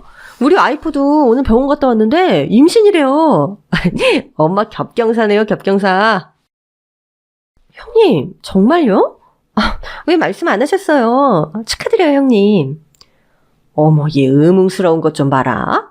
아이, 그럼 친정 말을 하지. 여태까지 듣고만 있다 말도 안 하고 가려고 한 거야? 몇이에요, 형님? 동서 축하받고 있는데 제가 초치는 것 같아서 조심스럽기도 하고 전 10주밖에 안 돼서 좀 더 주수가 차면 말씀드리려고 한 거죠. 전 너무 초기라 성별도 아직 몰라요. 뭐가 어찌됐건 큰애 너 나이가 너무 많아서 임신이나 될까 내심 걱정됐는데 밭이 좋은 건지 우리 아들이 건강한 건지 몰라도 임신 하나 잘 되는구나. 빈말이라도 축하해 주실 줄 알았었는데 묘하게 빈정거리는 시어머니의 말을 들으니 한시도 더 앉아있고 싶지 않았습니다. 내 꼭 아들을 낳아서 오늘의 서름을 되갚아 주리라 마음을 먹고 일어서는데 웬일인지 시어머니가 절 붙잡는 게 아니겠어요? 벌써 가려고? 네, 병원 가느라 아침 일찍부터 부지런을 떨었더니 좀 고단해서요. 아이, 조금 있으면 너희 아버지 오실 텐데 저녁들 먹고 가지 그러니? 아니에요. 벌써 입덧이 시작인지 입맛이 없네요. 먼저 일어나 볼게요. 얘, 넌 네 생각만 하니? 네 뱃속엔 아직 성별도 모르는 세포덩어리가 있지만 네 동서는 이 집안의 장손을 가졌잖니. 좋은 것만 잘 먹어야 할 텐데 그럼 이 늙은 시애미가 밥상을 차리리? 곧 아버지도 오신다니까 얼른 한우 좀 끊어다가 갈비찜 좀 하고 뜨끈한 국도 끓이고 작은 애 좋아하는 명란젓도 양념하고 좀 그래라. 어머니, 진짜 너무하세요. 그동안 저보다 동서 예뻐하시는 건 참았는데 뱃속에 있는 아이까지 차별하시는 건 정말 못 참겠어요. 세포덩어리라고 하셨어요? 걔도 심장이 있고 숨을 쉬어요. 제가 웬만하면 레토르트라도 사다가 상 차리겠는데 벌써 입덧하는 건지 음식 생각만 해도 속이 뒤집혀서요. 어머님께서 그렇게 예뻐하는 며느리가 이 집 장손을 가졌다는데 손수 상 한 번 차려주는 게 그렇게 힘드세요? 전 어머님 말씀대로 노산이라서 몸 조심해야 돼서요. 그만 집에 가서 누울게요. 욱하는 마음에 숨도 안 쉬고 되들고 나니 마음이 좀 후련해졌습니다. 아이까지 구박받는다고 생각하니 참을 수가 없었나 봅니다. 그런데 그때 익숙한 발소리가 들려왔습니다. 또 왜 집안에서 큰 소리가 들려? 나만 없으면 서로 못 잡아먹어서 안달이지? 아버님 오셨어요? 큰 소리 낸 거 아니에요. 저희가 너무 흥분해서 목소리가 커져서 그렇게 들렸나 봐요. 그렇죠, 어머님? 글쎄, 작은 애랑 큰 애가 둘 다 애를 가졌다지 뭐예요? 집안에 이렇게 큰 경사가 있는데 어떻게 소근소근 속삭일 수가 있어요? 아버님, 오늘 같은 날 저 맛있는 거 사주시면 안 돼요? 우리 아기가 고기 먹고 싶대요. 그이도 얼른 오라고 전화할게요. 그런 일이 있었냐? 큰애 작은애 축하한다. 그런데 당신은 오늘 나랑 같이 상가에 좀 가야 하니까 얼른 준비해. 너희랑 축하 식사는 나중에 좋은 날 잡아서 하자꾸나. 동서의 순발력과 아버님의 적당한 둔감함 덕분에 이를 키우지 않고 덮을 수 있었습니다. 하지만 이날 집에 와서 잠자리에 누웠는데도 도저히 억울해서 잠이 오지 않는 겁니다. 옆에서 아무것도 모르고 자고 있는 남편이 얄미워 흔들어 깨웠습니다. 자기, 아까 자기는 왜 내가 그런 취급당하는데 한마디도 안 하고 서 있었어? 말해봐. 왜 그래? 자는 사람 깨워서. 억울해서 잠이 안 오니까 그렇지. 빨리 일어나서 말해봐. 너도 참 어지간하다. 어떻게 된 게 그냥 넘어가는 법이 없냐? 그냥 넘어갈 게 있고 아닌 게 있지. 나도 임신했는데 동서한테 밥상 차려서 바치라는 게 말이 돼? 엄마는 재수씨가 몇 년 고생해서 가졌으니까 잘못될까 봐 그랬겠지. 그게 아니잖아. 어머님 하시는 소리 못 들었어? 고작 동서랑 나랑 2주밖에 차이 안 나는데 내 뱃속에 있는 아이는 세포덩어리고 동서 아이는 귀한 장손이라잖아. 넌 네 새끼가 그런 소리 듣는데 화도 안 나니? 뭐 좀 심하긴 했지. 근데 엄마가 맨날 장손 하면서 기대했으니까 내가 장가를 늦게 가서 장손을 못 낳은 죄책감도 있고 해서 이런 얘기하면 난 웬만하면 끼어들고 싶지가 않아. 그거랑 맥락이 다르지. 그리고 자기 죄책감을 왜 나한테까지 전가야 해? 당신이 임신해서 예민한 건 알겠는데 이 밤에 자는 사람 깨워서 이 난리를 꼭 피워야겠어? 적당히 좀 하지, 어? 남편을 깨우면서 전 뭘 기대했던 걸까요? 저런 남보다도 못한 소리를 듣자던 건 아닌데 말입니다. 도저히 잠이 오지 않아서 이모에게 전화를 하여 한참 시어머니 욕을 한 다음 눈을 붙였습니다. 그리고 다음날 이모가 미운 남편을 떼놓고 쇼핑으로 스트레스를 풀자고 하여 백화점으로 나갔습니다. 곧 배가 나올 테니 편하게 입을 옷도 사고 낮고 편한 신발도 골랐습니다.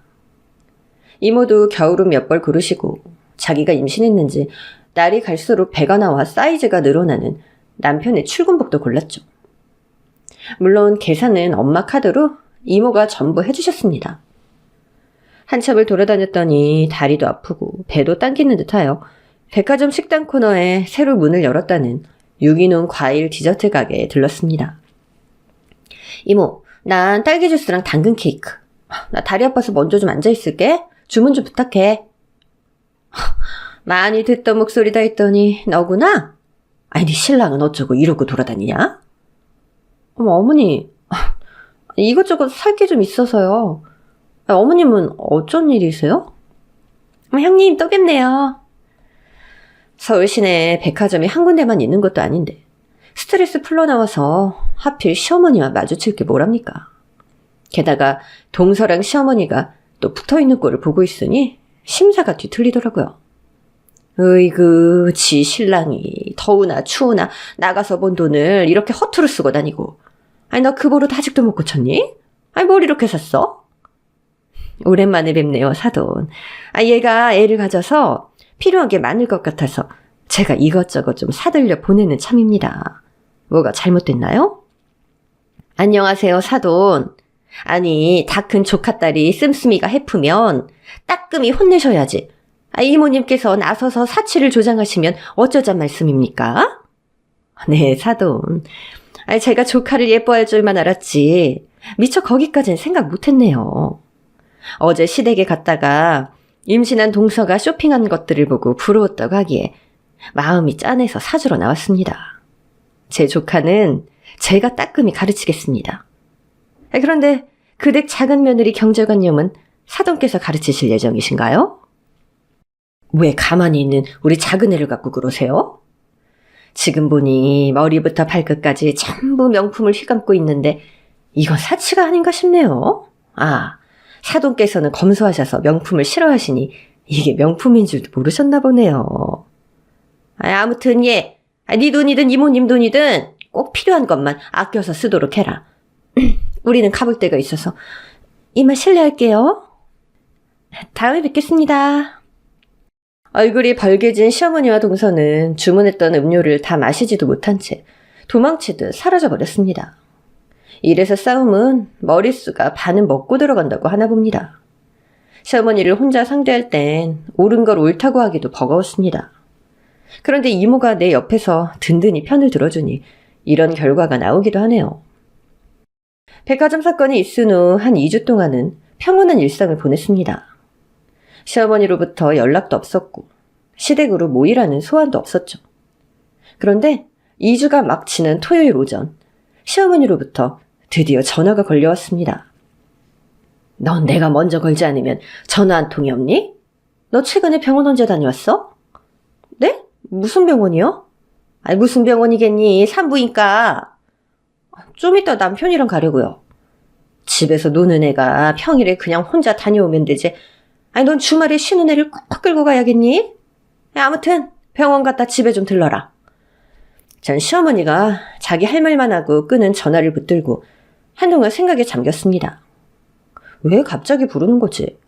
백화점에서 기분 나빴다고 이제 성질 내려는 걸까? 심술 부를 거리가 생각난 건가? 5만 가지 이유가 다 떠올랐기 때문입니다. 엄마 아빠 아가방 꾸미셨어요? 아직이요. 핑크빛으로 해도 되겠네요. 진료실에 나오면서 아기에게는 정말 미안했지만 약간의 실망감을 감출 수가 없었습니다. 그리고 머리를 스치는 생각, 바로 이거였습니다. 시어머니가 아침부터 전화를 한 이유요. 자기 나 알 것 같다. 갑자기 또 뭘? 뜬금없이 어머니가 오라고 하신 이유, 우리 애기 성별이 궁금하셨던 거야. 그거 물어보려고 아침부터 전화하셨다고? 그래, 그러니까 전화하자마자 나보고 병원 다녀왔냐고 하시잖아. 시어머니는 분명 치밀하게 계산했을 겁니다. 지난번에 시댁을 방문했을 때 성별을 몰랐으니 오늘쯤이면 정기 검진을 다녀왔을 시기고 성별을 알 거라고 말입니다. 성별이 무슨 의미냐고요? 시어머니는 아직도 조선시대를 사는 남아선호 사상 신봉자입니다. 게다가 제가 딸을 가졌다고 하면 이 핑계로 이모에게 당했던 걸 풀려고 들 게 뻔합니다. 전 소가 도살장에 끌려가는 심정으로 시댁에 도착했어요. 아버지, 저였습니다. 그래, 아이는 괜찮고? 네, 잘 크고 있다고 하네요. 성별 나왔지? 뭐라고 하든? 딸이래요. 요즘 딸이 대세라는데 너무 잘 됐죠.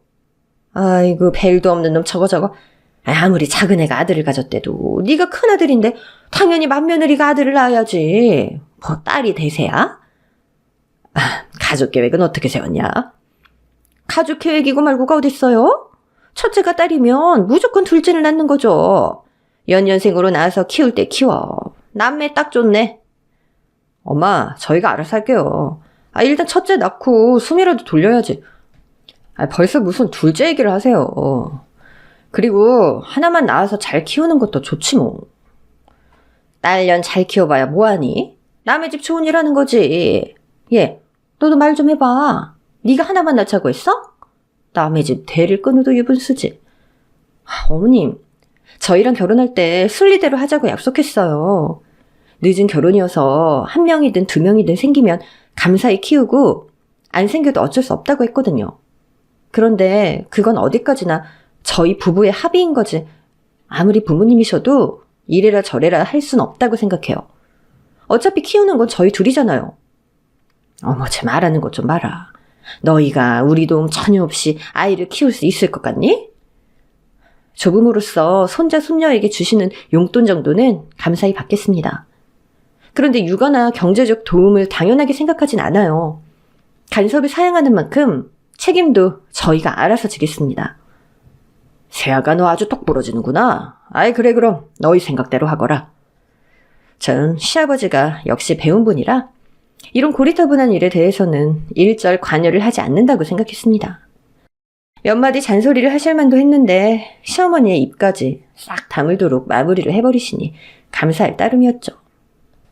하지만 시모의 횡포는 이제 시작이었습니다. 밖에 누구 없니? 네, 부르셨어요? 작은 애는? 아버님 서재에 있던데. 그렇지. 됐다. 그럼 나가봐라. 무슨 일이신데요? 뭐 도와드려요? 뭐 작은 애가 있어야 되는데 할 수 없지. 그럼 너라도 좀 와봐. 시어머니가 동서만 할 수 있다며 발을 동동 굴렀던 그 일은 자기 드레스룸 정리였습니다. 컬러별로 소재별로 정리해야 하는데 미술을 전공한 동선할 수 있지 제가 뭘 아냐는 게 시어머니 생각이었습니다. 마땅찮은 얼굴로 저를 끌고 들어가서는 깊숙이 넣어두었던 10년 묵은 가방, 20년은 안 신었을 법한 구두, 결혼 전에 사셨나 싶은 코트들을 죄다 꺼내서 먼지를 털어내라는 겁니다. 이제 배가 살짝 나오기 시작하는 시기라 배에 무리가 가지 않도록 잔뜩 허리에 힘을 주고 빗자루질을 하려다 보니 근육에 무리가 갔나 봐요. 허리를 펴는 순간 찌르는 듯한 통증이 오며 저절로 짜증스러운 소리가 뱉어졌습니다. 어머니, 진짜 너무하시는 거 아니에요? 밥 먹으러 오라고 하시고선 몇 시간째 먼지구덩이에서 옷 정리나 시키시고 동서는 우아하게 앉아서 서재에서 키보드나 두드리고 어머니한테 저는 파치예요? 저도 앞으로는 이런 일 안 할 거예요. 아니, 못해요. 호르몬 때문인지 그동안 쌓인 서름 때문인지 치사해서 꾹꾹 눌러놓았던 사소한 일들까지 다 꺼내놓고 말았습니다. 큰 새아가가 그렇게 생각하고 있었는 줄 몰랐네. 맏며느리로서 묵묵히 네 자리에서 희생하고 있다고 기특히 여겼는데 속으로는 그런 불만을 품고 있었구나. 그래, 네 말대로 팥주라고 생각되면 그렇게 할 필요 없다. 우리도 너한테 무조건적인 희생을 요구하고 싶지 않구나. 앞으로 넌 우리 집에 오지 않아도 되니까 너희끼리 자유롭게 살아라. 시아버지께서 언제부터 듣고 계셨었는지 모르겠지만 말씀하신 내용을 들어보면 주방에서의 대화를 거의 다 들으신 것 같아 보였어요. 시아버지는 제 말에 대노하셔서는 절연선언까지 하셨습니다. 저 말씀 어디에 절연하자는 말이 있냐고요? 시아버지는 그런 말씀을 직설적으로 하지 않으십니다. 유하게 풀어서 표현하셨지만 요점은 시댁 일은 네가 하기 싫으면 하지 말아라. 앞으로 꼴도 보기 싫으니 집에도 오지 말고 니들끼리 알아서 살아라 였던 거죠. 알겠습니다. 전 약간 서운한 표정으로 남편과 시댁에서 빠져나왔지만 속으로는 만세를 불렀어요. 어차피 그동안 도움받은 것 하나 없던 시댁인데 안 보고 산다고 해서 아쉬울 것 하나 없었기 때문이죠. 집으로 돌아오는 차 안에서 남편과 한마디도 주고받지 않았습니다. 남편도 내심 이런 상황이 닥친 게 저에게도 일부 책임이 있다고 생각하는 것 같더라고요. 그러거나 말거나 상관없었어요. 애초에 중간 역할을 잘했다면 저와 시어머니의 관계가 악화될 일이 없었을 거예요. 그랬으면 동서와 절 덜 차별했을지도 모르죠. 따지고 보면 남편 책임이 가장 크니 전 당당해도 된다고 생각했습니다. 그렇게 시댁의 발길을 끄는 지 몇 달이 지난 후 여느 때처럼 동서의 SNS를 몰래 들여다보며 시댁의 동정을 살피고 있을 때였습니다. 게시물 중 저의 시선을 한눈에 사로잡은 내용이 있었는데 글쎄 동서가 오늘 날짜로 초호화 산후조리원에 사주나 예약을 했다는 내용이 올라왔지 뭐예요? 그것도 시부모님이 비용을 부담해 주셨다는 멘트와 함께 말이죠. 그동안 소소한 출산 준비물을 시어머니가 사주셨다는 게시물들이 올라오곤 했었는데 비싼 산후조리원까지 예약해 주셨다니. 동서의 SNS를 보자 도대체 얼마짜리를 예약한 건지 궁금하기도 하고 왠지 모를 경쟁심 같은 마음이 생겨서 남편을 부추겨 산후조리원으로 달려갔습니다. 동서가 예약한 방은 사주에 1,500만 원짜리 방이라고 하더군요. 그래서 전 그것보다 훨씬 비싼 일주일에 1,000만 원짜리 방으로 예약을 해버렸습니다. 나라고 이런 산후조리원 못할 줄 알고 시댁이 없어도 잘 먹고 잘 살 거야 라는 걸 보여주고 싶었는지도 모르겠어요. 뭐 살짝 유치하긴 했지만 여튼 그 당시 제 마음은 그랬습니다. 그러는 동안 어느새 막달이 되었고 전 갑자기 터진 양수 때문에 생전 처음으로 구급차를 타보았습니다. 초산모인데도 진행이 빨라서 진통이 굉장히 심했기 때문에 구급대원에게 갖은 몹쓸 꼴을 다 보이고 말았답니다. 워낙 긴박하게 상황이 돌아갔기 때문에 늦게 연락받은 이모는 제가 병실에 올라온 후에 병원에 도착하셨습니다. 어머머 이게 웬일이야. 고생했다 고생했어. 아유 입술도 다 터졌네. 밥 먹어야지. 미역국 나왔어? 기운 없을 텐데. 이모 괜찮아. 아기가 효녀인지 금방 나와서 고생 별로 안 했어. 아유 빨리 좀 전화하지. 이모가 와서 옆에 있었어야 됐는데 혼자 얼마나 무서웠어 그래. 그렇게 이모가 혼자서 아이를 낳았을 저를 보며 안타까워하고 있는데 누군가 침대를 둘러쓰던 커튼을 걷으며 짜증스러운 말투로 항의를 해왔습니다. 저기요, 애 혼자만 낳았나 조용히 좀 해주실래요? 어머나, 사돈이 여긴 웬일로? 전 얘 보러 왔죠. 아니 사돈도 얘 보러 온 거 아니셨어요? 아, 저는 예, 넌 애를 낳았으면 낳았다고 말을 해야 할 거 아니야. 내가 이렇게 민망한 꼴을 당해야 속이 시원하겠니 너는? 전화드릴 틈이 없었어요 어머님. 이서방은 어디 갔나요? 이서방한테 전화 못 받으신 거예요? 그럼 여기는 왜 오신 거예요? 얘 동서가 오늘 제왕절개로 아들을 낳았어요. 1인실 나올 때까지 여기 잠깐 있으래서 기다리는 중이었죠. 그럼 사돈은 가서 작은 며느리 산후조리나 계속 해주시죠. 여긴 제가 있으니 걱정하지 마시고요. 넌 여기 며칠 입원하니? 내일 모레 퇴원하는데요. 너 집으로 갈 거지? 이번에는 엄마가 와서 산후조리 해주시니? 아니요. 저도 로얄 프라임 산후조리원 특실로 예약해뒀어요. 엄마가 못 오신다고 꼭 제일 좋은 데로 가서 산후조리 하라고 하셔서 제일 좋은 방으로 예약해뒀거든요. 어디? 로얄 프라임? 아휴, 말을 말어. 시어머니는 할 말 많은 얼굴로 씩씩대며 커튼을 걷고 동서가 누운 자리로 돌아갔습니다. 이모도 쏘아붙여주지 못한 게 분한 표정이셨지만 좋은 날인 만큼 참고 계신 듯 했어요. 몇 시간 지나니 새벽인데도 불구하고 동서가 병실을 옮겨가더라고요. 그렇게 동서가 병실을 옮겨간 후 퇴원할 때까지 시어머니를 한 번도 마주치지 않았습니다. 이모는 그런 시어머니를 못마땅해 했지만 전 차라리 제 눈앞에 안 보이는 게 낫다 싶었죠. 그렇게 2박 3일의 지겨운 입원 생활이 끝났고 산후조리원으로 옮기게 되었는데 정말 조리원이 천국이라는 말이 괜히 있는 게 아니더군요.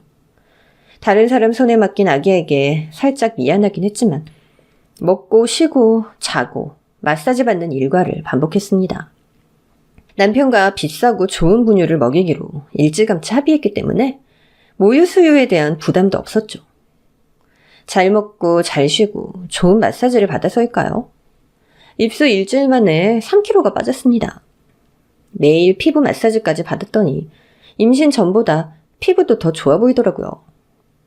남편과 이모가 번갈아 보호자로 상주했지만 하루가 다르게 건강을 회복하는 저에게는 보호자의 역할이 크게 필요가 없었기 때문에 보호자나 저나 함께 휴양을 즐기고 있었습니다. 그렇게 하루는 아침 간식을 먹고 달콤한 낮잠에 빠져 있었는데 누군가 방문을 쿵쿵 두드리는 소리가 나는 거예요. 이모는 마침 욕실에서 샤워 중이셔서 소리를 못 들으셨나 보더라고요.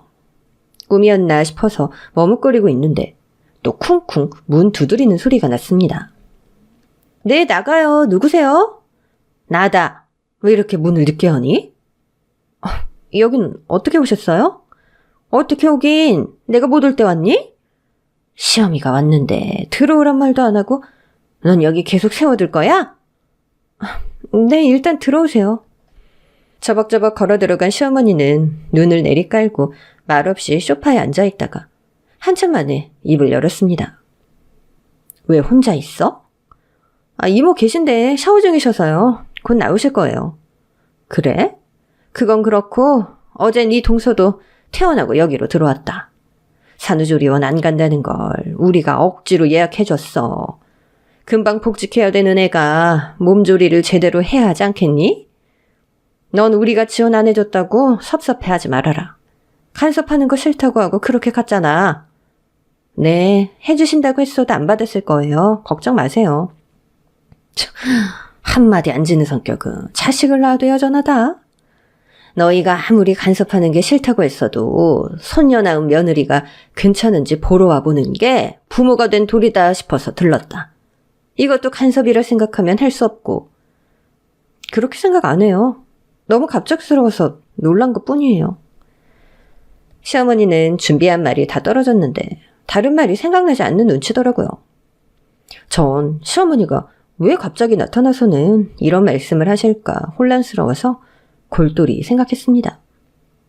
그렇게 우리 사이에 침묵만이 흐르고 있는데 다행히도 욕실에서 이모가 나오시더라고요. 안녕하세요, 사돈. 큰애가 좀 어떤지 보러 왔어요. 아, 네. 언제 오시나 했는데 참 일찍도 오셨네요. 아유, 작은 애도 출산을 해서 그 애 돌보느라 정신이 없었어요. 그 아이도 큰애처럼 어머니가 안 계셔서 제 손이 필요하거든요. 큰애는 이모님이라도 계시니 얼마나 다행이에요. 예? 우리 애가 엄마가 안 계신다고요? 지금 뭐라고 하셨어요? 아니에요. 빨리 가봐야 돼서 큰애한테 이거 전해주고 일어나겠습니다. 이게 뭐야, 어머니? 내가 오늘 새벽부터 일어나서 직접 만든 거야.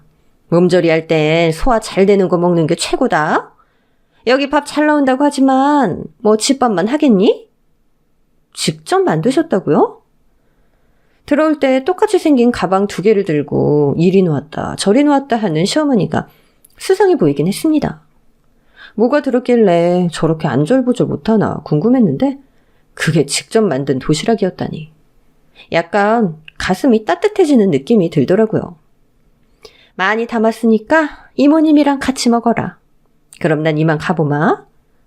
만드시느라 고생하셨는데 같이 드세요, 왜? 도시락만 두고 가시려는 시어머니를 붙잡았습니다. 새벽부터 음식을 만들었을 시어머니가 머릿속에 그려지면서 그동안의 서운함이 모두 녹아버리더라고요. 출산한 며느리의 몸보신을 위해 몇 시간 동안 앉지도 못하고 완성한 음식을 맛있게 먹는 모습을 보여드리고 싶은 마음도 있었습니다. 시어머니의 손을 잡아 끌어 테이블로 모시고 의자에 앉으시게 했습니다. 이모도 궁금한지 쪼르르 달려와 앉으시더라고요. 기대를 품고 3단으로 된 도시락을 열었습니다. 뚜껑을 하나씩 열 때마다 풍기는 음식 냄새가 군침을 돌게 만들었어요. 3단 찬압을 모두 펼치고 나니 깜짝 놀랄 수밖에 없었습니다. 잘게 찢은 고기가 들어간 미역국, 고소한 냄새가 풍기는 전복죽, 고기를 잘게 다져 만든 동그랑땡, 묵과 계란지단을 버무린 묵무침, 삶은 토마토와 아보카도를 섞은 샐러드 등 정말 맛깔스러운 음식들이 가득 들어있었어요. 게다가 출산한 산모가 잇몸이 안 좋을 것까지 배려하여 부드러운 음식으로만 구성한 센스까지 돋보이는 도시락이었습니다. 저와 이모는 너무 놀라고 감사하여 아무 말도 못하고 시어머니를 쳐다보았어요. 그런데 시어머니도 저희와 같이 너무 놀라다 못해서 사색이 된 표정을 하고 계시는 게 아니겠어요? 어머니, 아니 이걸 언제 다 준비하셨어요? 전 이런 어머님 마음도 모르고 정말 감동이에요, 어머님. 잠깐만. 시어머니는 너무나 당황해 하시더니 다른 가방에 든 도시락을 살짝 열어보고는 급하게 테이블 위에 있던 도시락들의 뚜껑을 막 닫으셨습니다. 아휴, 큰일 날 뻔했네. 얘, 도시락이 바뀌었다, 얘. 아유, 나이 드니까 내가 깜빡깜빡한다. 제가 이모랑 같이 있는 걸 아시니 2인분짜리 도시락을 따로 준비하셨구나 짐작하고 앞으로는 시어머니께 좀 더 잘해드려야겠다 다짐했습니다. 그런데 도시락 뚜껑을 다시 열어보고 전 온몸에 소름이 쫙 끼쳤습니다. 글쎄 시어머니가 바뀌었다며 다시 테이블에 올려둔 도시락에는 다 식어 빠진 누룽지와 말라 비틀어진 배추김치가 들어있는 게 아니겠어요?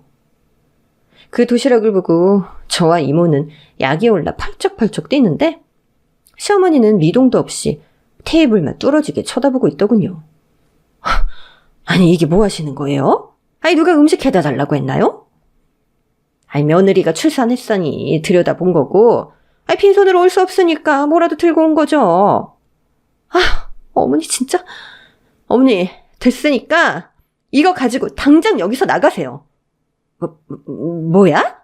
야, 막말로 네가 네 동서보다 나은 게 뭐가 있니? 학벌이나 직업이나 하다못해 외모가 나. 아니 잘난 것도 하나도 없으면서 시부모가 하라면 하는 신용이라도 할 것이지. 싸가지 없이 뭐야? 그러면서 네 동서가 우리한테 지원받는 건 안 입고 왔어? 동서가 여기 예약했다는 소리 듣고 형편도 안 되면서 더 비싼 방을 써야 직성이 풀리지? 네 주제 좀 알라고 온 거야. 아니 능력도 없으면서 굽힐 줄도 모르면 평생 누룽지 밥상이 네 차지가 되는 거야. 알겠니? 이 여자가 뭐라고 씨부리는 거야? 아니 말이면 다야? 당신 그 말 책임질 수 있어? 뭐? 당신? 아유 아주 그 이모의 그 조카네. 엄마 없이 이모 손에서 자랐으면 애미 없는 티 안 나게 가정교육이라도 잘했어야죠. 아주 상종도 못할 것들. 시어머니는 분해서 씩씩대는 제 얼굴에 콧방귀를 끼더니 문을 쾅 닫고 나가버렸습니다. 이 일로 전 이혼을 결심하게 되었죠. 조리원을 퇴소한 이후 본격적으로 이혼 준비에 돌입했습니다. 변호사와 상의하여 시부모에게 차별받은 증거들을 차곡차곡 모으기 시작했고 남편이 고부 갈등을 방관한 증거도 전부 모았습니다. 전 몸조리와 아이 100일 잔치가 끝난 후 본격적으로 움직이기 시작했습니다. 먼저 시어머니를 만났습니다. 이혼에 있어 가장 원인 제공을 한 사람이자 소송으로 갈 경우 키를 쥐고 있는 사람이기도 했으니까요. 약속 장소를 역삼동에 있는 핫하고 인기 많은 고급 레스토랑으로 정하고 시모를 불렀습니다. 일찍 왔네? 그런데 네가 웬일이니? 이런 대로 날 다 불러내고. 여기 메뉴 가격은 알고 부른 거지? 뭐 나중에 나보고 내라고 하거나 뭐 그러면 안 된다. 네, 알아요. 어머님이랑 좋은 데서 마지막으로 점심 함께 하고 싶어서 오시라고 했죠. 드시고 싶은 거 마음껏 드세요. 어머님이랑 허심탄회하게 이야기 나누려고 제가 통째로 빌렸어요. 보세요. 아무도 없잖아요. 얘가 뜨신 밥 먹고 무슨 신소리야. 아니 네가 무슨 돈이 있어서 여기 통째로 빌려? 오늘 평일이라 그냥 손님이 없는 거겠지. 스테이크 먹어도 되지? 너 생각해서 뭐 제일 싼 걸로 먹어볼게. 오늘 제가 사는 건데 왜 싼 걸 드세요? 제가 코스로 다 주문해놨어요. 와인도 한잔 하셔야죠.